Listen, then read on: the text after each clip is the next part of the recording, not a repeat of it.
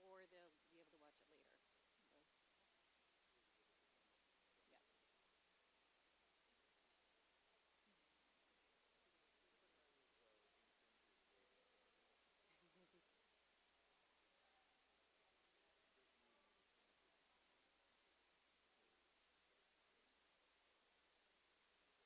I'm not sure how much input people want to give. I asked one person who I can't remember her name, but said, do you want to give feedback? And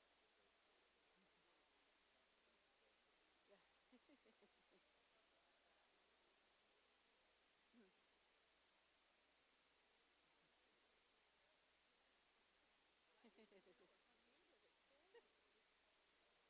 sorry. No, just sorry to interrupt. Just since you didn't get a chance to feedback yesterday on Friday, but if I'm asking for takeaways today, so if you want to pop up with any. Okay. Right. But I did mention a couple other groups that they didn't have a chance, so look forward to it. Thanks. Where did you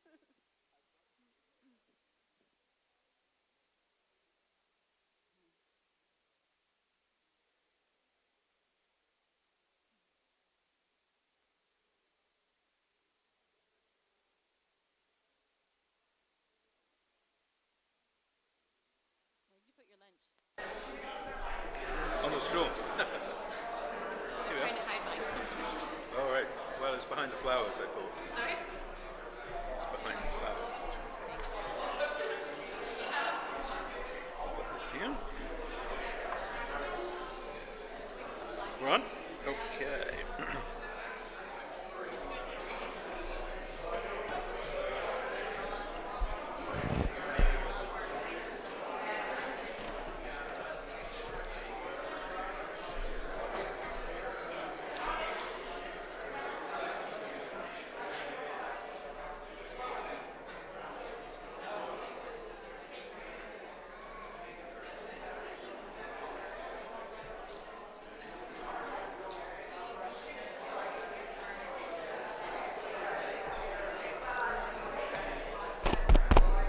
Oh, we're on.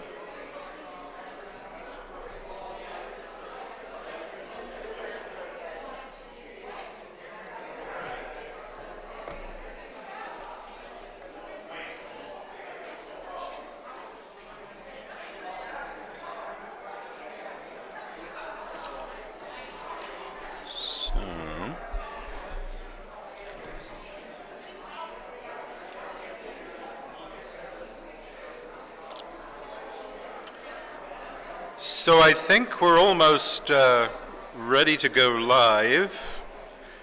Just let Roger, I'll wait until he gives me the thumbs up, but we're a go. Fantastic. So I'm Ron Hewitt from the TUCC team. Just a reminder, and Jill Strapp is down at the podium down there. I thought we should start by saying thank you for this amazing lunch we've just had, and which you can continue enjoying while we talk to you. We'll talk about the agenda in a second, but we should say thank you for the lunch, or at least a round of applause. Thank you.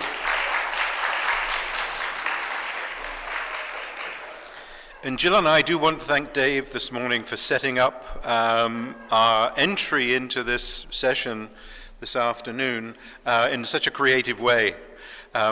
That's what it's going to be all about today, really, us opening ourselves to the perspectives of others and hearing different angles on key themes in the life of the congregation.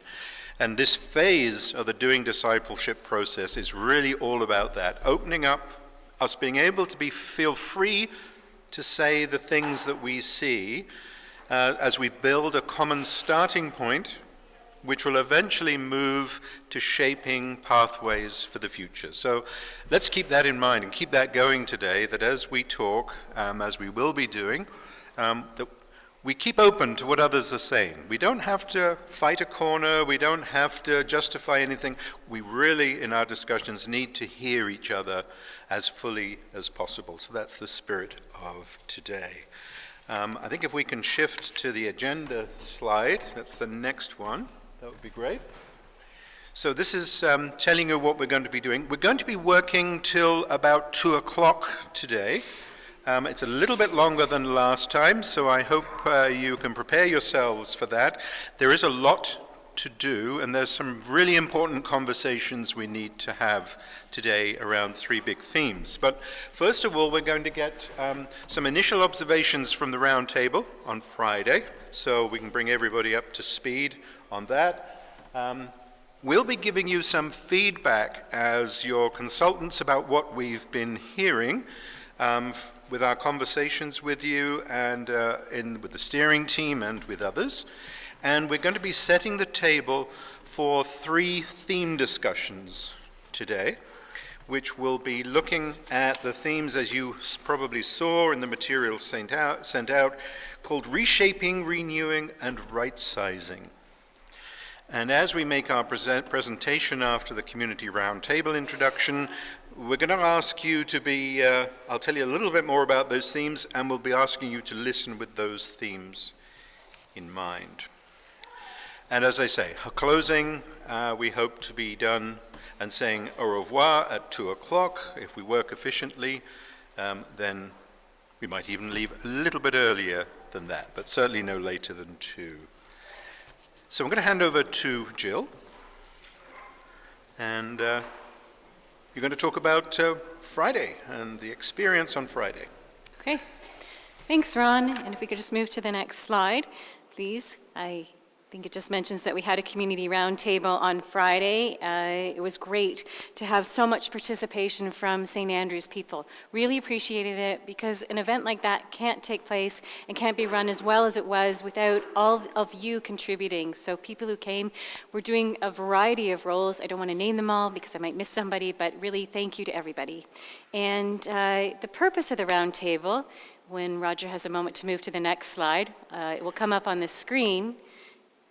But the purpose was, in Ralph's words, to collaboratively imagine what kind of mission and outreach work we might engage in, how we might go about it, where it might happen, including the place and beyond, and who we might partner with. So we were able to have some really important conversations with potential partners, and it was also an opportunity for the service groups and agencies who attended to talk to one another. It provided a medium for them to get together, a place for them to have these conversations, so that we can think about how we do things together, work collaboratively, and address some of the really complex challenges that we're seeing in our community around us, and also to think creatively about the space here at St. Andrews and how it might be used in the future, and potentially differently. So if I go to the next slide, I'd just like to show you that there were about 35 people who came from the community, including your downtown church partners, so other faith leaders in the community downtown, and your Sudbury downtown churches, your social service agencies. I'm not going to list them all here, but it was great to see a representation from some people in the community who are doing some really excellent work and were able to discuss with each other what's going on.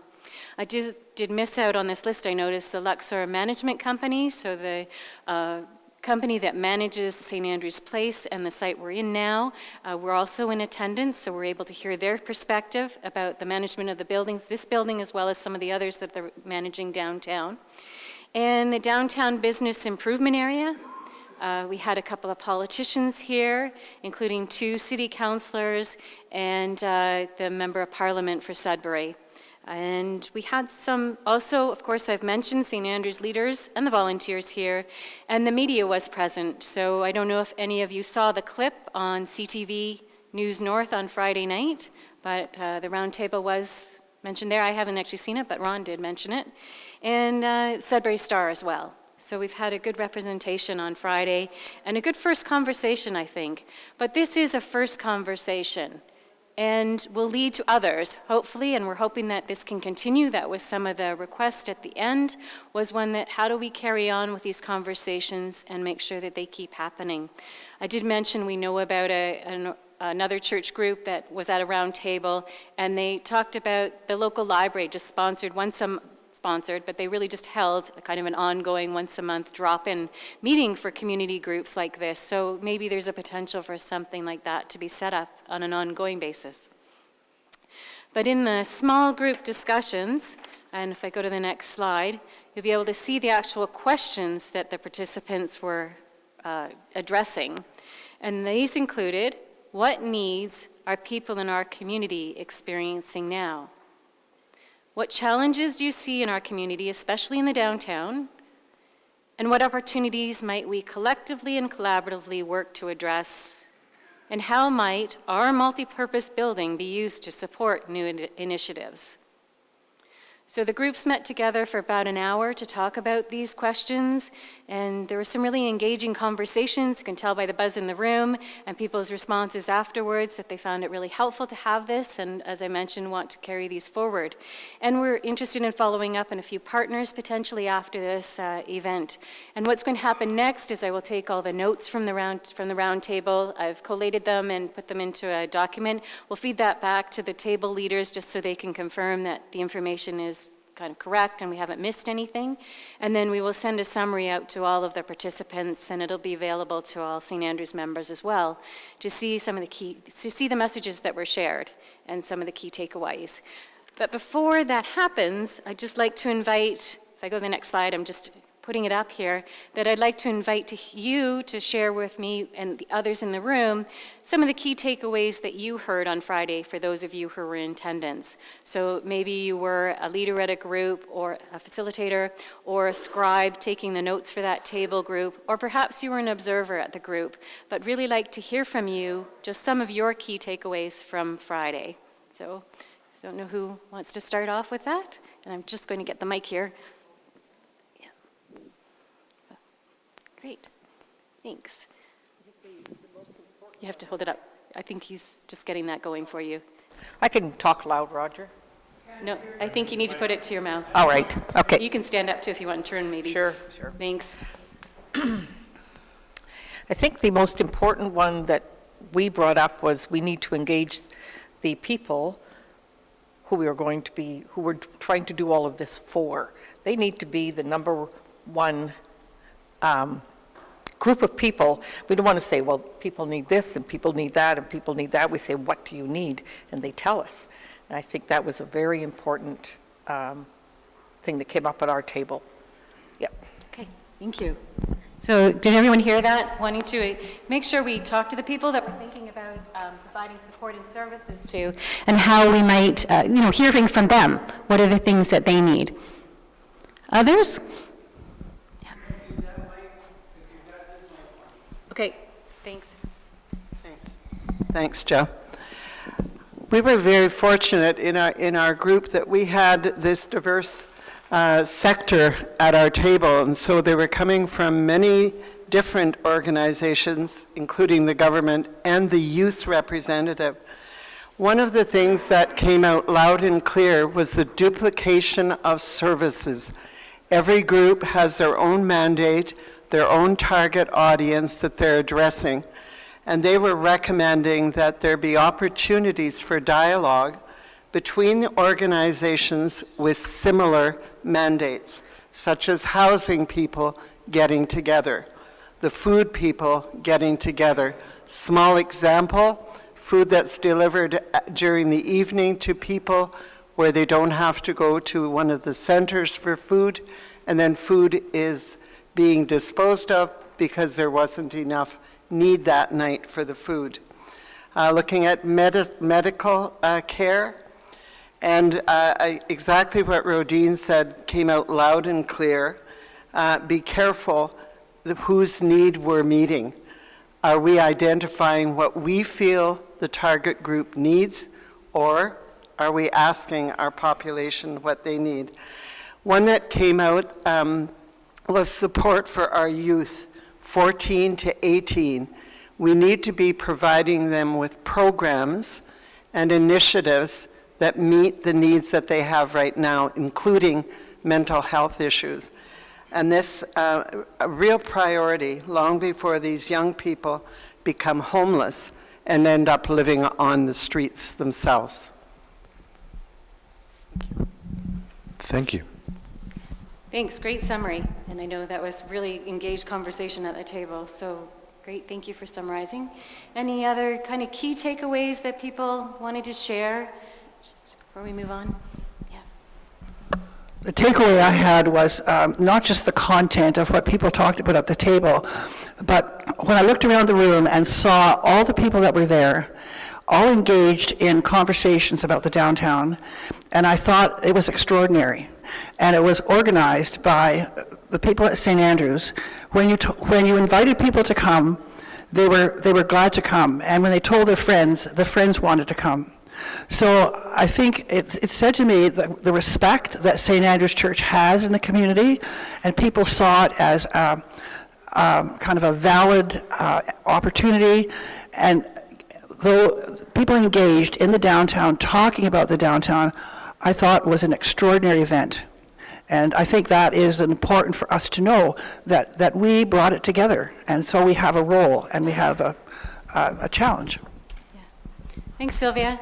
It was a lot of work went into putting it on, but I think you can definitely see from the mix of groups that we had engaging and the level of conversation, and kudos to St. Andrews for making this happen. Yeah, and I'm just noticing that in 3 of the comments already, you know, we often worry as smaller congregations these days, what can we do? We may not have the capacity to do a whole lot of things, but being the convener, creating the table is such a vital role. And Jill says, it takes a lot of work. And we've got some pretty tired people around here, but it's a really important role. So well done, St. Andrews, for doing that. Absolutely. Others? Susan.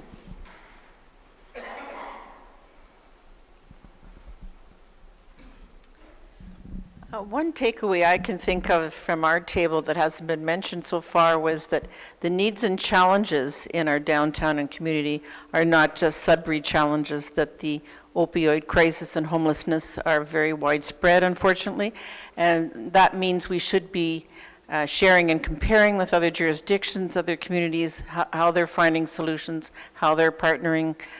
So that came up at our table. Thank you, and a good lead into some of the work we'll be doing this afternoon and some of the things we'll be highlighting. But appreciate that. And anyone else? I don't want to put you on the spot too much, Bev, but you did have one you were going to share, I think, afterwards, if you remember. Thank you. I just mentioned to Jill at the end of the session on Friday, weeks blurring, that as the note taker, I was in a fortunate position to be able to do a lot of listening. And it was so helpful to me and so eye-opening to hear from the people who are involved in the various organizations, especially the social assistance organizations, because they're on the front line, and I'm not. And it was just so helpful and so instructive for me, excuse me, to hear what they had to share. It was a real eye-opener for me. Thank you. I hope that others found that to be the educational piece. And I think that's really important in this process, just for us to hear some of those bits and pieces about what people are facing every day as they're kind of working in the trenches, as you might say. So, Torin? Something that stood out to me on Friday was the focus that a lot of the people in the community aid placed on fixing our own psychological, I'm just going to say bigotries and fears, especially around the homeless population, but around poverty in general, as an important barrier towards us actually doing anything. We had someone from Rezo Access, for example, mention that a lot of her clientele would not feel comfortable coming to St. Andrews because they don't perceive us as being safe. We are seen as dangerous by them. That's food for thought. Yes.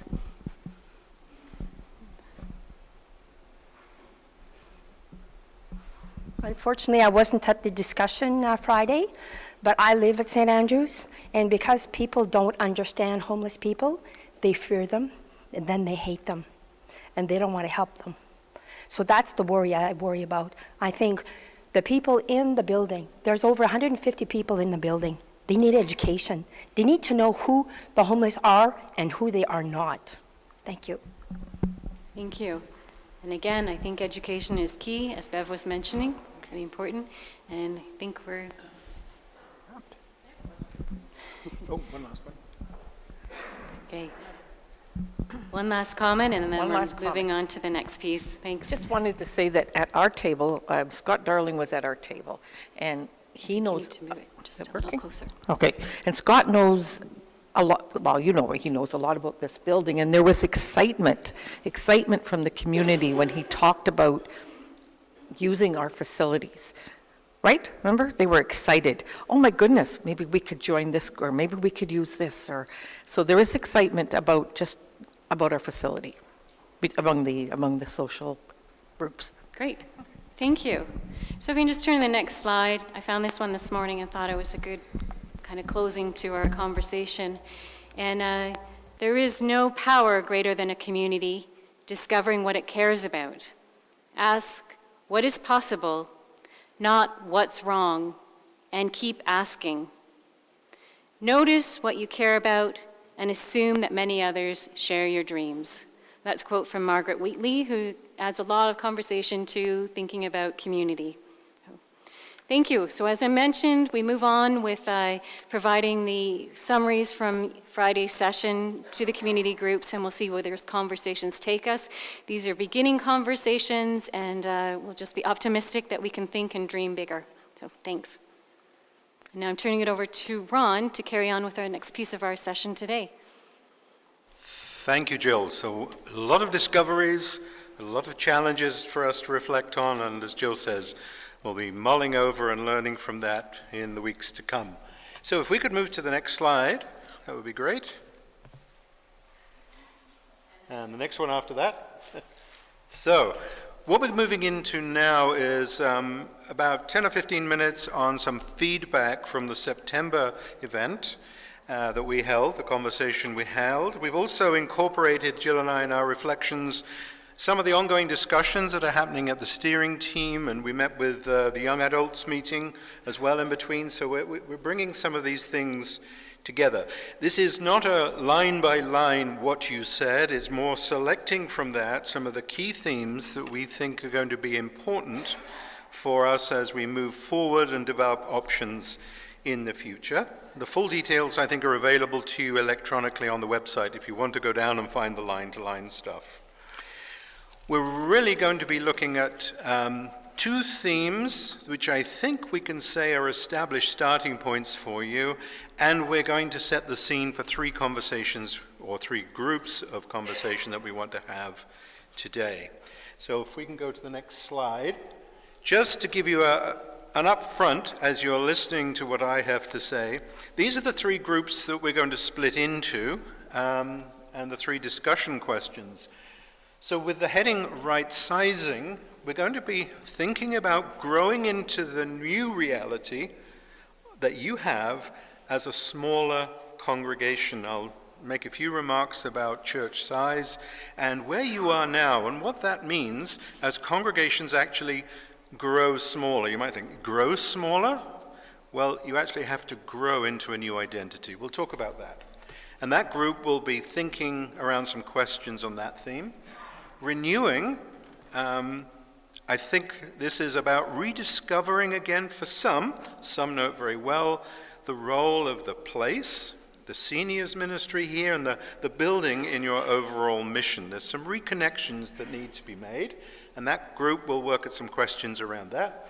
And the third group we called reshaping, and that's picking up some of the themes you've just heard about your mission and ministry in this downtown location. Does that mean there needs to be some reshaping, redirecting? And what tensions and what questions does that bring up?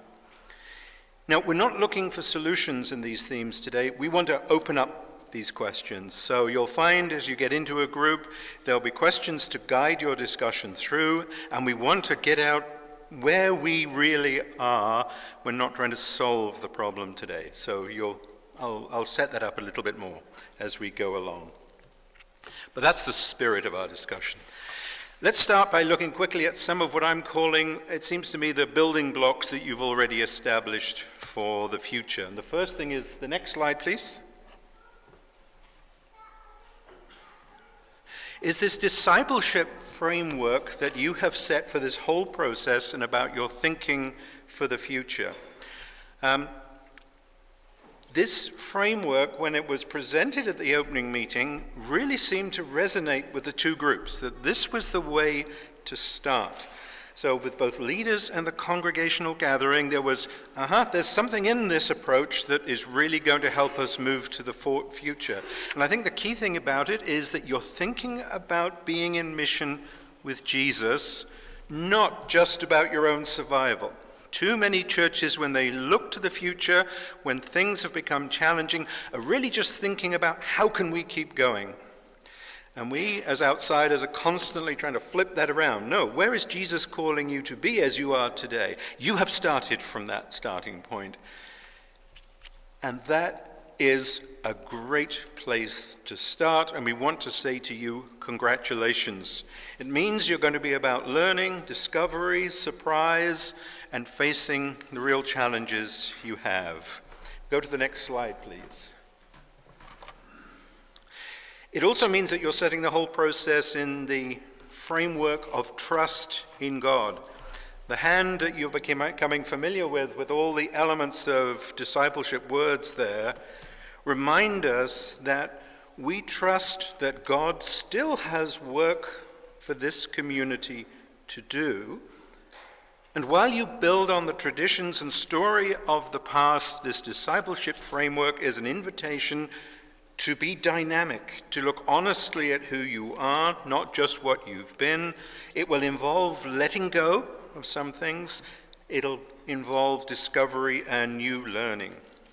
As I said, it's a bold and realistic framework, and congratulations to you for having that as your starting point. If we could have the next slide, please. A couple of other starting points. So one of the exercises we asked you to engage in at our last session, if you remember, was to look at the key values, that long list that's up there now, that St. Andrews has named, and to try and connect to that the things that St. Andrews does as a community of faith, your ministries and activities. And we asked you to prioritize, the top three I think we asked you to look at. That's a hard job. Number one, it's a very long list. Number two, it's really difficult to pick out which ones are the top ones. But it's interesting in the conversation, two values were named by almost all of the discussion groups as the key ones. And these were the ones that are marked here in brown or in orange: caring for our neighbors and extending hospitality. And extending hospitality really meant for the groups being in community. That's really what they talked about. It's clear you have a strong desire to build meaningful community. Being together in worship, fellowship, and action is important to you. Many of you have been connected to the church and to each other for a long time and have walked with each other through important life experiences. Love, marriage, birth, middle age, and death, the full life cycle. And that makes really strong relationships and important relationships. Now, some groups also named the support values for that community. And that's in the next slide, if we can go to that. And that is marked there in yellow. And that's maintaining an honest and open communication and cultivating an atmosphere of mutual respect. These are two supporting values to those first two core values. Now, when we looked at some of the concerns and challenges that you were mentioning, we noticed that they do challenge your sense of community, that extending hospitality. The residual caution that we're all feeling after COVID means that people are hesitant to gather together. The felt risks of the downtown location means for some people they're cautious about gathering together down here. And if you can't gather together, how can you foster and build this community? That's the challenge that you named. If we can go to the next slide, please. Now, if community was a strong value, reaching out is also equally strong, and that's placing emphasis on the various ways St. Andrews is seeking to reach out to the wider community. There's a real sense of disappointment and heartbreak, I know, that some of the programs of which you were proud, whether you did them or did them in partnership with others, cannot be restarted. There just isn't the capacity to do that. At the same time, there appears to be an acceptance that the changed capacity of the congregation in terms of fewer volunteers and resources means that this tradition of service will have to be played out in new ways in the future, with St. Andrews as a community primarily supportive of the role, the lead role perhaps, of others. Maybe that hint of being convener of the meetings of the activists gives us a hint about what that could mean. Now, this approach has already been clearly stated by the Reaching Out group in 2 annual reports. And that's why I say it's one of those accepted pieces of how you're going to be moving forward. And of course, that roundtable and the plan to meet with the other Sudbury churches in the new year is all part of taking that as a stepping stone to look into the future and doing things in this new way. So let's begin to move into the theme discussions we're going to have. And if we go to the next slide, please. Now, the discussions also showed that you're willing to name some of the difficult questions, the tough questions. And one of the most challenging of them is this downtown location and the question, who is my neighbor? And it was clear that some are wondering whether there are ways in which the congregation, or at least some members of it, could develop the capacity to engage more deeply with some of the more challenging aspects of the downtown core. What role could the building play in this? What role could individuals play in it? At the same time, others who share the same heart for the world and love for people around them are just uncertain about whether this is your vocation. And they wonder how this could be lived into, given the responsibility you have for those, for example, who are resident in the building.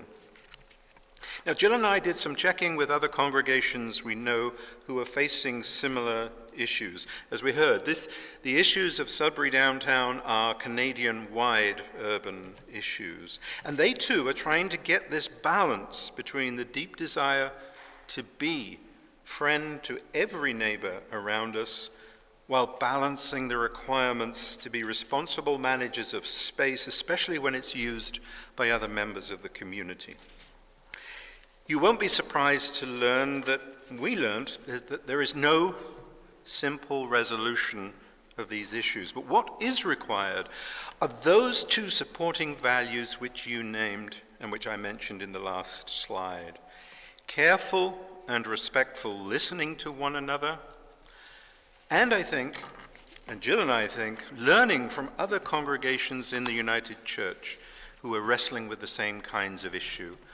And what we're going to try and hopefully build into the process is connection with other groups so the sharing can happen.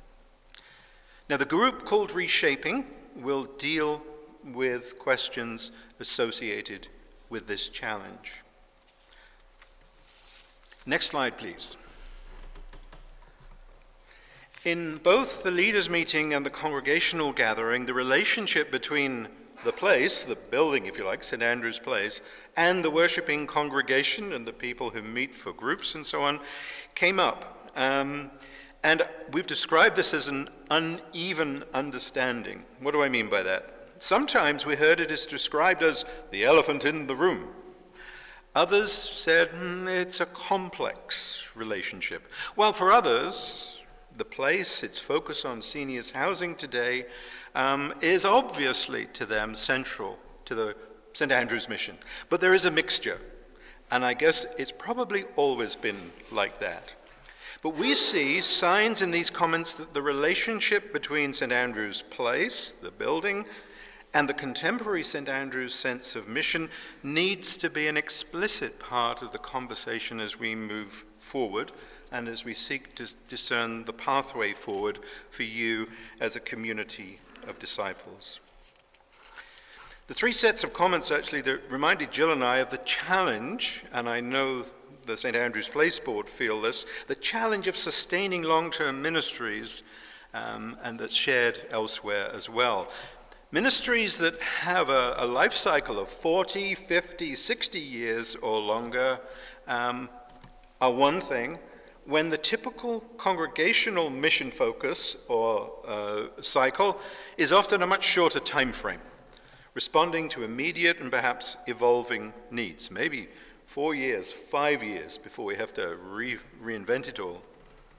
So this means that not everyone is aware of the story behind the long-term ministry, the why, if you like, behind the how and the what of the complex task of managing a building like this. And for those not directly involved in such a ministry, they can begin to perceive that this is the mission of St. Andrew's rather than one important expression of it. So dialogue and conversation needs to take place, especially when we're looking at new opportunities and mission challenges, and it could be a false perception that the one mission blocks the other. We're into that balance again. So a key task, we think, as we see the pathway forward, will be to articulate again how the place and the seniors' housing is a distinctive St. Andrew's mission ministry, and how it connects with the mission goals named by the congregation of growing spiritually, building community, and transforming lives. Now, Jill and I do want to say, we also saw some really distinct pluses of the situation you're in. When we compared it to churches who have to run a building all by themselves, the congregation as a worshiping group is housed in a way that takes some of that burden away from them. And we do want to mention the special consideration that's been given to the congregation in terms of its cost contribution to sharing of space in this COVID era. Not every congregation has had that benefit, so that's worth remembering as we wrestle with the more complex questions. That's all about the immediate relationships within the congregation. But just as the congregation is looking forward to the next 5, perhaps 10 years, we also think, and I know that the board wants to do this, we need to anticipate what this means for the St. Andrew's Place moving forward, how that's going to be structured and cared for. You've kind of done this a number of times in the last 20 years or so, but this will need to be a part of our conversation as well. And Jill and I are really looking forward to meeting with the directors and maybe unpacking some of that to bring back to the congregation. So the group that is going to look at, and I've forgotten the word, renewing, is going to look at a series of questions relating to that subject. So we come to the third group. If we can come to the next slide, you got it. Great. Size makes a difference. This is the group that is going to look at right sizing. Here's the words for you. Now, not surprisingly, and you'll go, well, yes, this is obvious. Quite a number of the comments mentioned the fact that there is a continuing decline in the numbers who attend here at St. Andrew's. And when we look in the mirror, we realize that we are an aging congregation. And one of the reactions to that was recruit new members and have more babies. And you know, that was not a bad idea 30, 40 years ago. We might have been able to do that. But the reality is the changes in the society around us and the age we have reached mean attracting new people is really difficult. The other thing is most of us, I think, are probably not going to have many more babies in the future. We know that, I think, deep down. So we have to take a different look. What if we began to think about how we grow into the reality of who we are, and we say who we are still has work to do for God? Now, some decades ago, in an earlier planning process, the leadership of St. Andrews recognized that there were changes going on. You described it then as moving from a program church to a pastoral-sized church. And that is sort of technical speak for changes that happen to a congregation as it gets smaller. The dynamics within the congregation change. It's not just that numbers go down, it's that the role of leaders changes. The way they have to lead changes. The minister's relationship with the congregation has to change. And choices and priorities have to be set because the congregation no longer has the resources to do everything it used to do. If you like, how we organize ourselves has to change. The transitioning you've been experiencing in these past years, accelerated by COVID, of course, means you are now what church theorists call a family-sized church. It's probably one of the smallest units that we have. Some of you have noticed that where you had committees with many people in, you now have a committee of 1 or 2. The governing body of the church no longer just has a managerial role of setting policy, but it's made up of leaders who have to do all of that, operational and day-to-day planning, and they're also the implementers of the plans. And that can lead to burnout and overstretching if we don't adjust. Decisions used to be made in formal ways, they had to go up through 100 committees, now can be made more quickly and in more informal ways. And we're finding ways to do that. If you like, where you used to be a grouping of many cells and networks, you are now one larger cell and one network. And that means adjusting how we think about who we are and how we go about organizing ourselves. If we go to the next slide, please.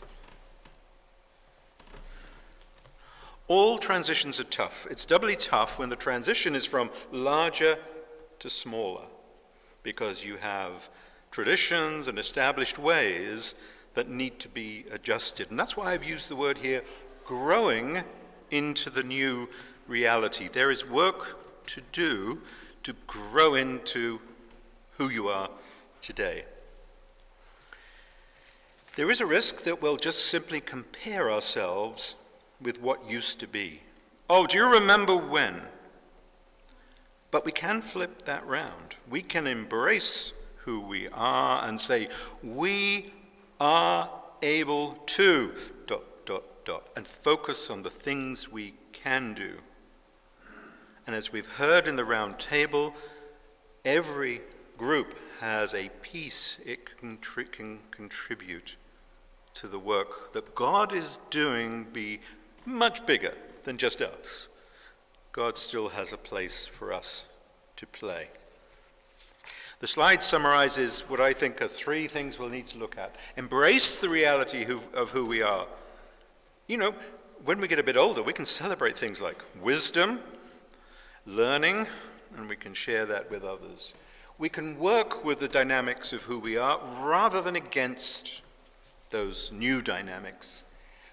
We can let go of some things. God is in charge. We make our contribution.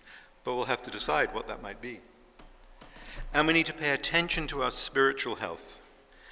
We need to make sure we don't overwork our leaders and members, that they have time to rest in God, grow in God, and be with God, because that's the rich source that enables us to be and do God's things. So the group on right sizing is going to pick up some of these themes and work through some questions that noodle away at those issues. Okay. That's what we wanted to put before you today. We hope it's the beginning of deeper discussion. As I say, we are not resolving the issues today. We're exploring these frameworks to help us get more deeply into the questions we need to address. Jill. Great, thanks, Ron. So now you've heard a lot of talking from Ron and ideas about the groups that we're going to meet with. And so we're going to invite you to pick which group you want to join and which conversation you want to be exploring this afternoon. As we mentioned, there's 3 different topics. And so invite you to go over here, if you, not yet, but in a moment, to go over here to join Ron in this area over here if you're interested in understanding and renewing, thinking about renewing the role of the place and the mission and ministry that is part of that. So that'll be over here with Ron. In the middle section, maybe over near the group right I'm pointing at ahead of me with the flip charts at the back, we'll be looking at reimagining our space and reimagining our mission and how we might address some of the critical issues that we're seeing now and post-COVID, some of the things we're grappling with, and where we might see our focus and energy in the future. And that group will be gathering, as I said, at the flip charts back here with Scott Jeffrey, and then we'll sort you into a couple of groups from there. And then the final group will look at right-sizing who we are as a community of faith with all those things that Ron mentioned about being a family-sized church. So what does that mean? So we'll have a series of questions for the 3 different groups, and I'll get you to gather over here if you're interested in thinking about right-sizing who we are. So when we do that, we're going to give each table group a series of questions to work through, and they have different times allocated to the different questions. The whole activity will take 50 minutes, so 50, and then we'll come back together to have a discussion just to hear what some of the table groups have found. I'd invite you at your table group to ask one person to be the note taker. We hopefully have flip charts for most of you, and some will have to do it on tables. And also someone at the table to be keeping track of the time so that you're able to move on to the next question, because it is a self-directed activity. And then you might see if someone at your table will want to come back and give a few thoughts at the end of the session. So a couple of pieces to pick up there. So I need you to decide, to think now, are there any questions about what the groups are going to be doing? As I said, we're going to be handing out questions to each group with the specifics. But Deb.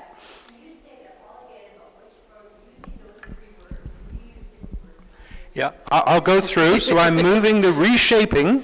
What does our downtown location mean for our mission? This is going to be over this side. I'll put it on the piano where we can gather and create our groups.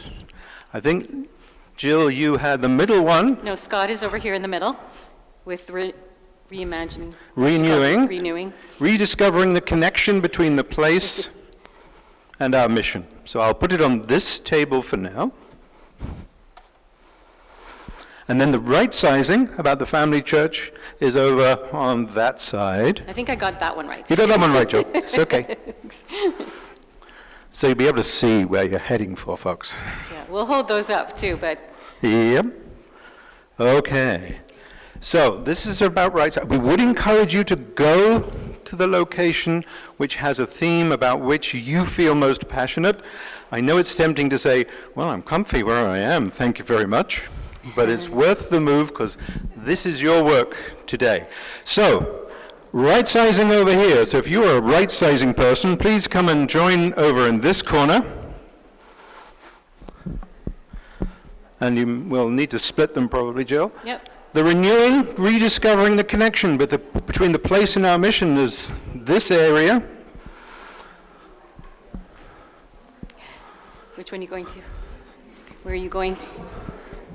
And reshaping, what does our downtown location mean for our mission, is in this one. Sorry. Where's the handouts?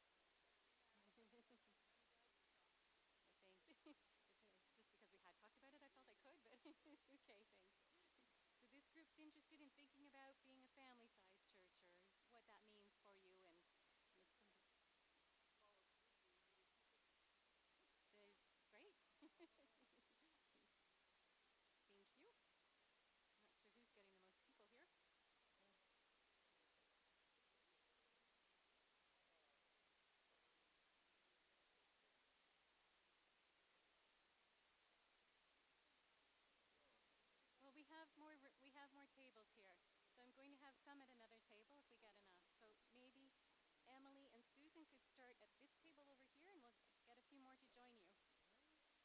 Would that work? Or you want? Yeah. You're doing the same topic. It's about right sizing, and I've got a few pages. Are you doing right sizing? Great. Come to the table. We'll just pull up a seat. I will need someone to keep track of the conversation on a flip chart, maybe on the table over there. Not sure how we're doing that. Right sizing, we're calling it. So these are the questions you're going to be looking at.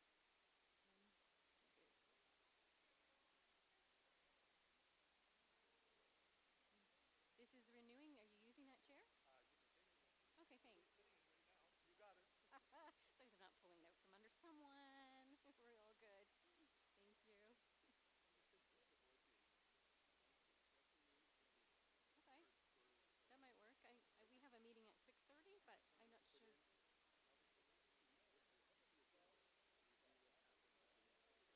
Oh, good. That sounds perfect. Okay. Okay. Excellent. Thank you. Sounds good.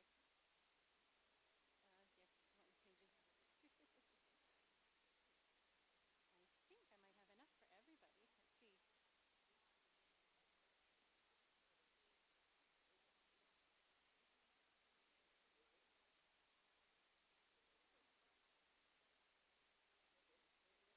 see. We'll find someone. I'm not sure. I think I have enough for all of you.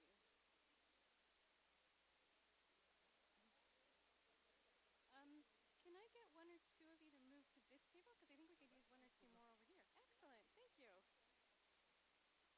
Is someone at the seat here? I know there's one, two, both here? This one? I think have this one. That'd be great. Thank you for moving. Great.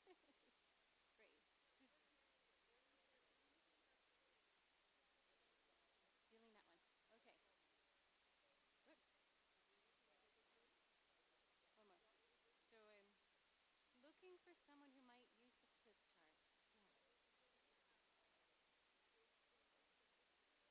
Doing two different discussions. Yep, same question. Just you want to do the flip chart describing? Okay, we've got Torin on for keeping notes, and I'm not sure if I have enough sheets for everybody, but we're close. Sorry, are you taking the notes? No, I thought you were having shoulder. That's just. I don't want you to injure yourself, but thank you. Okay, so you do. So who's going to keep time for this group? Okay, perfect. We got a timer. We're all set. One more piece of paper over there for that group at the end, so you can see the questions. You might have to share. I just need another one over here, I think. Is everybody able to see a piece of paper with the questions? Okay. Everyone's able to see one. I've got one left. And then who's keeping time? Emily, you have a stopwatch there. Are you able to just keep track for us of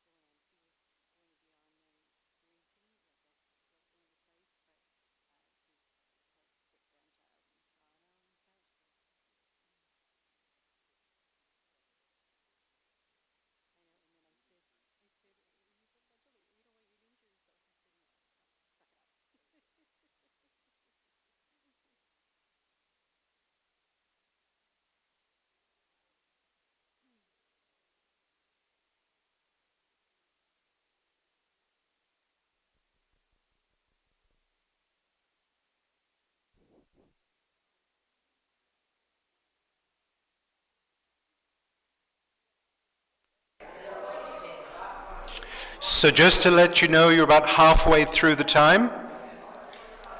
You're doing well, I think.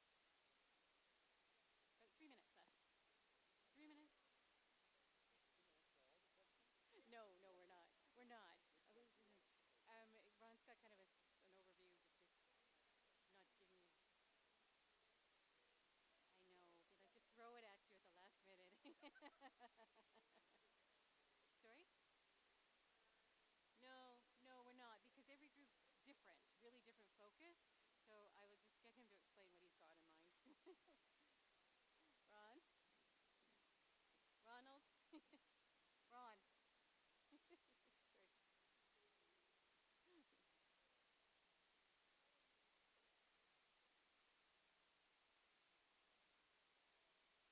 Deb's table here?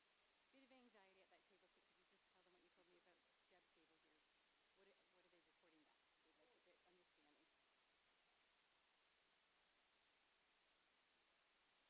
They'd like a bit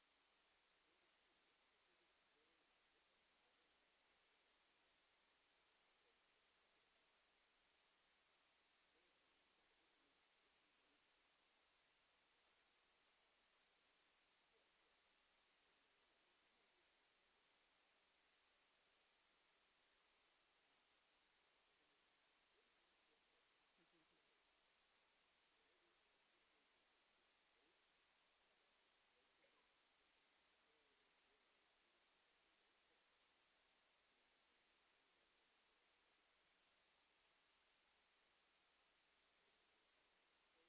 There we go. Oh, that one's broken. Okay. That's okay. Okay. Well, you did it with your within your group. But that's a great learning. That needs to be on there. Yeah, defensive, but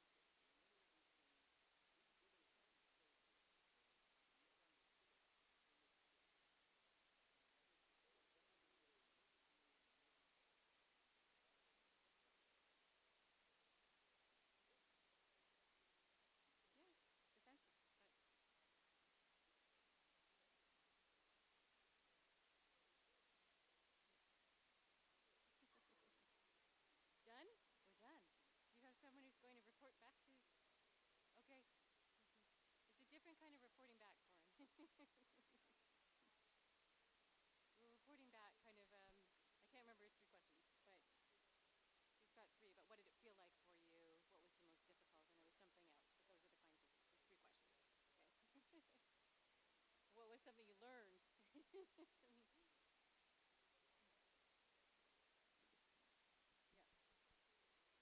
Roger. Thanks. Oh, okay. Sorry. Okay, so our time is up. If we can get that last thought down on the flip chart paper, that would be wonderful. I do want to thank you for really going into this discussion as we've walked around. You've really worked heart and soul at this. And these are not easy questions to deal with. And as Jill said to me, some of the construction of the questions are quite complicated, and she's quite right. But you've wrestled with it really well. We're going to come back now to a little bit of feedback time. And we've asked each of the groups to just feedback on 3 questions. I'm sure you'd like to tell everybody everything you did. It will get gathered together. We're going to write it up. It will come back to you. But if we did that for every group, we'd still be here at 3 o'clock and we'd be very, very tired. So for each of the groups, we're going to ask, so number 1, what was it like for you, your experience of talking together? I mean, was there energy? Was it interesting? Challenging? Words like that. There we go. The second question is, so what did you learn? Were there some new learnings by sharing together? Because we often find that. We all have part of the story or an insight. So what did we learn? And the third thing was, what was difficult to talk about? Because that's an indicator to us as a community where we have to pay attention to our commitment to be caring for one another, to be careful to respect the passion and commitment that we all have for these different things. And as we get into the heat of discussion, we can sometimes lose that, or we just feel, oh, I don't really want to go there. because we know there are deep feelings, okay? So those are the three pieces we want the spokesperson, whoever has been designated, to talk about. Who is willing to go first? I think, Deb, you were raring to go. And you're going to give me a microphone, too. Oh, yeah. No pressure. Oh, no pressure. Thank you very much. So we were the renewing, rediscovering the connection between the place and our mission. And I think that there isn't many people in this room who have not felt that push-pull between the church and the place, and how we are two separate entities all the time. And so what was it feel like? And that was exactly what was happening over there. And Sandra kept reminding us over and over and over again that it's us, our, we, correct? And that we are all one family here, whether you be place or board. And there's no distinction between the two, and we need to work on that. What did we learn? We learned about the history and of the place, of how this building came to be, the mission of the place and how it came to be, and a number of the things, the initiatives that we didn't.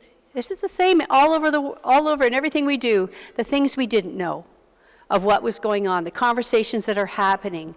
And we can't possibly tell you everything that's been happening, but I mean, there's a lot going on with regard to between the church and the place, and the connections are already happening. We just don't necessarily aren't aware of them. And the most difficult part, we feel a very strong sense of ownership of what the church does, ownership of what the place does, and so we can't help but get defensive sometimes when it appears that they're criticizing. And I think it's true of everything we're in and everything we are a part of. When it's our baby, we can get a little bit defensive, and it's only because we care, and we care a heck of a lot. And I just want to finish on this note to remind you. We all love each other, and it really doesn't matter which board or committee we sit on, and we have to be reminded of that. I think that that's why we're here. It's because I know that's why we're here, because you're our family and we love you.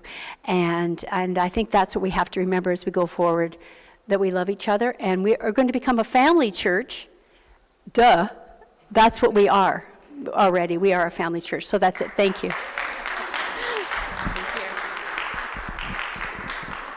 Thanks so much, Deb. That's terrific. Now, we had two right-sizing groups, so let's deal with one of them. So let's do a scientific choice. Ibble, obble, black bubble, ibble, obble, out. So who is our spokesperson from here? Thank you. Right. Good. Well, number one, this is why Deb McIntosh is our politician, and I'm not. She's such a great speaker. What was difficult, I'm going to speak on behalf of our table, was a very pragmatic concern, and that was hearing people, literally, not figuratively. You know, so many, and I think, you know, that was the first question, what has aging taught you, or how does that inform what's happening in the church? Number one, over 49, you got some hearing loss, basically, right? So we found it, I found it difficult to hear, and I've you know, I'm not 49 yet, so my hearing is good. Okay, that's a fib. That's a big fib. But it was just practically actually challenging to hear, and I think that precludes sometimes people from contributing because they may not be sure what the question was or what other people said. So just a very practical, actually, point. The second question you wanted to know was what we may have learned. I'm going to suggest what we learned is we listed all of the projects that we are anticipating being involved with as a church going forward this year, and we identified the ones that have a lower volunteer requirement and a higher volunteer requirement, all important, but the majority of them are low volunteer involvement, one-offs, basically. So I think that is positive in the sense that I think we feel we can continue to do those one-offs. But the larger ones, there were 4 issues that we felt were important. We couldn't limit it to the requested 2. And 3 out of the 4 require a larger volunteer effort, and we realize that we need to draw from outside partnerships to make those things happen. What was the third question, please? What areas were Right. Excellent. Right. Yes. I don't really feel we had a sensitive area particularly. I think it was, I think everybody was able to contribute. I think one thing that repeated itself was the need for better communication, because some people in our group were very well informed about some of the projects the church is involved with, and other people had no idea what they entailed, and that came up repeatedly. So I would say it was a collective need more than a hardship, to improve that. Thank you so much. And clearly you are not yet 49, because your memory to remember the 3 questions is superior to mine. Well, there we are. There you go.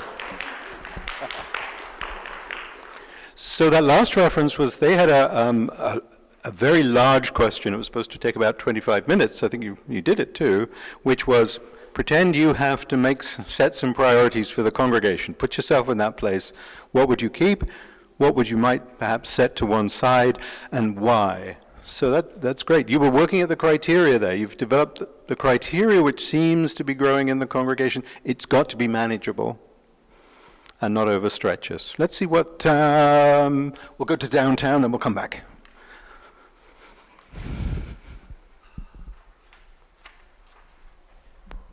So this one is wrestling with the downtown location. What does that mean for our mission? Right. I don't feel too well prepared to do this, but so the overwhelm. First of all, I would say one thing we learned in this group, that everybody needs to tell their story. Telling your story is a very important part of what we do, and there was a fair bit of storytelling, which is good. We felt in our group one of the overlying concerns and issues, of course, in the downtown is the homelessness and the opioid crisis. They overlay everything. And that isn't new, but we realized how pervasive that was. There was a lot of talk in our group about the accessibility of the building and people's ability to come and go for everybody, not just people who are outside, but people inside as well. That took a lot of time. What could we do besides feeding people or sheltering them? We talked about life skills and advocacy and education, various elements of that. And the last question was an interesting question. What would, can you imagine St. Andrews not being in its downtown location? And actually we had quite a process. We went around the table and asked each person what it would be like if St. Andrews wasn't downtown. And there was every variety of description about what that would be. Some people would say, I can't imagine it. I can't even talk about it because I can't imagine it. That was me and others. And other people said, well, if we weren't somewhere else, we'd still be doing the same things. Or if we're somewhere else, somebody else would be doing these things. Or if we were somebody else, we'd all just disappear if we went someplace else. So there is like the whole picture, right? Of what we're dealing with. That's the best I could come up with. They're saying good job. Yeah, it was good. Thank you. And the last group is the right sizing part 2. I guess I'll go here. Other people did. What was it like? Well, I definitely found it was very interesting as the note taker, seeing or hearing everyone's stories. We were focusing on the shape of the congregation, led us naturally to thinking about all of the things St. Andrews used to be. And I think sitting in that nostalgia for a while, for programs like Out of the Cold that we used to run, or just for energies like having a whole lot of youth and children and young families in the churches that we don't have so much anymore. I also found we also found that, I'm just going to skip to the third question briefly, that there was the moment of most difficulty I felt in our group was when we started talking about the committee structure of the church, where some of us found little to no value in it, whereas others who might have more experience with the history of St. Andrews, we're able to explain, well, this is why we had this then, and these are the reasons why we are specifically shaped and molded to follow this structure. Though I don't think we ever got to a conclusion as to how to move forward from that.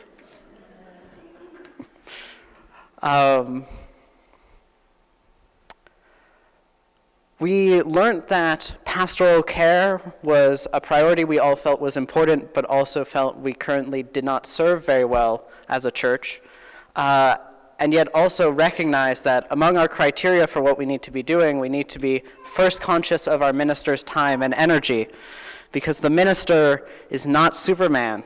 He cannot do everything.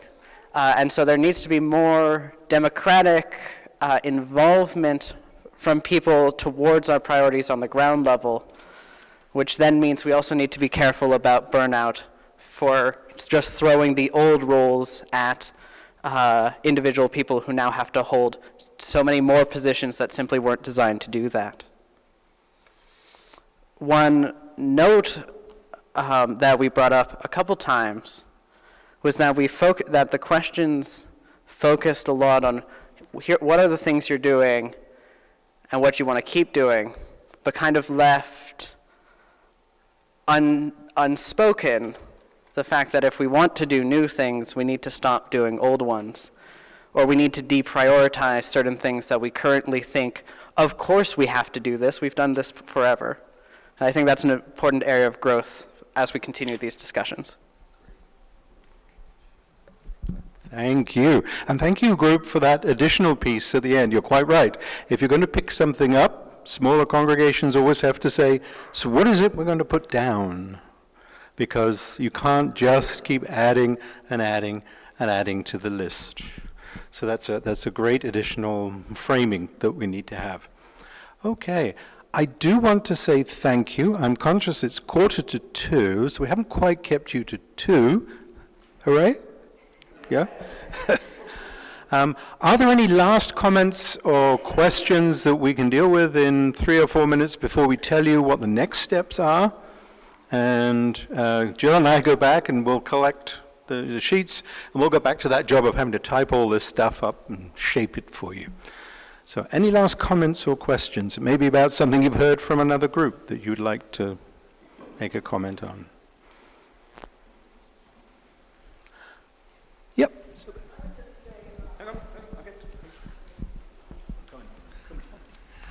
Well, first of all, I just want to thank everybody who came today and stayed for lunch. Because those of us who worked on the round table worked very hard to have a successful Friday. And the people who work today, this also is successful in its own way. And so people, I see in the room a lot of commitment.